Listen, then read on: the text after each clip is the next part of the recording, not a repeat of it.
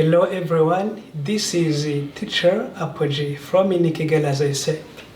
So we are going to teach you another lesson which is about for these words hardened. Nibyo twavugaga rero tugiye kuba twabigisha Icyongereza mu by'ukuri mu buryo bwiza bushobora kubafasha kuzamura imivugire yanyu y'ururimi mu buryo bumwe cyangwa se ubundi.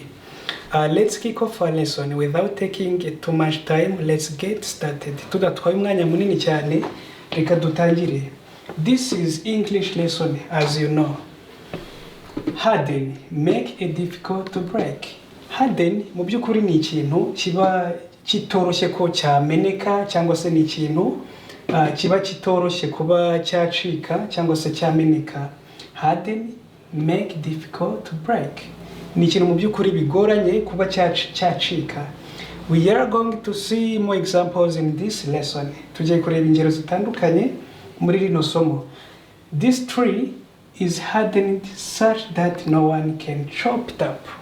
Iki giti kirakomeye ku buryo nta muntu n'umwe ushobora kuba yacyasa cyangwa se ashobora kuba yagisatura. Twabigishije ko to chop ari ukwasa cyangwa se gusatura ikintu.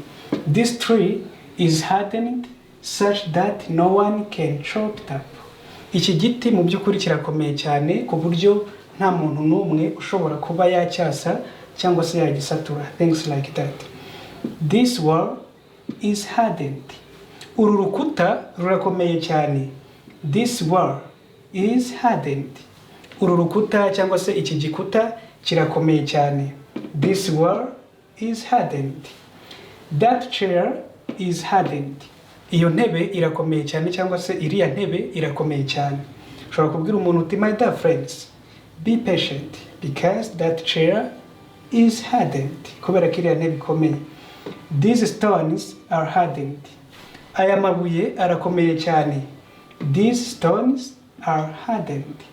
Aya mabuye arakomeye cyane.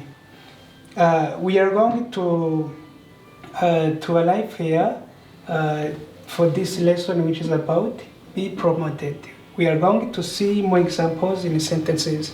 Tugeze rero hano kuri be promoted, be moved to a high level of responsibility.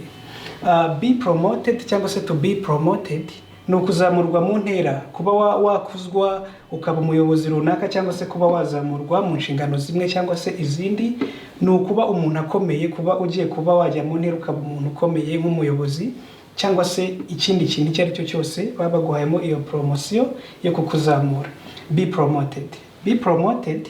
We have some examples in sentences. Dufite ingero zitandukanye. When shall I be promoted?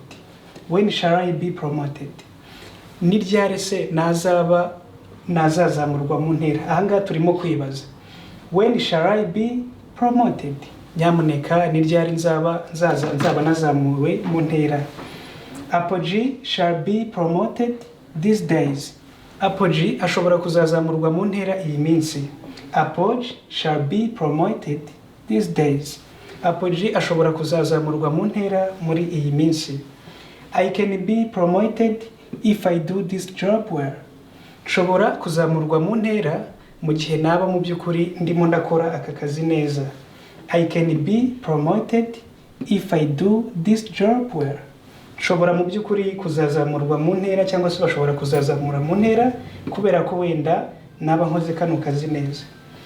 I don't get promoted because I don't do the job well or this job well. Ntago mu by'ukuri nzamurwa mu ntera kubera ko ntakora aka kazi neza. I don't get promoted because I don't do the job well. Ntago mu by'ukuri nzamurwa mu ntera kubera ko ntakora aka kazi neza. This is a good lesson. Keza is not promoted. Keza is not promoted. Keza is not promoted because she is not doing the job well. Keza ntago mu by'ukuri arimo kuzamurwa mu ntera cyangwa se ntago ari gushyirwa mu ntera kubera ko mu by'ukuri atarimo gukora neza, kubera ko atarimo gukora akazi neza. Keza is not promoted because she is not doing her job well. kubera ko mu by'ukuri atarimo gukora akazi ke neza. Apogee was promoted yesterday. Apogee yazamuwe mu ntera ejo hashize. Apogee was promoted yesterday. Apogee yazamuwe mu ntera ejo hashize. That girl was not promoted because she was bragging. Uriya mukobwa ntabwo yigeze azamurwa mu ntera kubera ko yari afite ubwirasi cyangwa se kubera ko yirataga. That girl was not promoted because she was bragging. She was bragging. Uriya mukobwa mu by'ukuri ntabwo yigeze azamurwa mu ntera kubera ko yirataga cyangwa se yari umwibone. Yeah, that sounds great. That girl was not promoted because she was bragging. I hope that this lesson is very well for you, and I hope that it will help you to know some words in English, as I said, and it will help you to improve you in these languages. Try to memorize this lesson faithfully. If you have memorized to know this lesson, it will be better for you and it will be good in your life.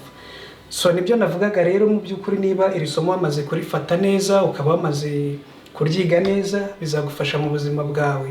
So don't forget to subscribe, to like, to comment, and to share. It will help us to become famous. Thank you very much for watching this lesson. See you for the next lesson. Bye bye.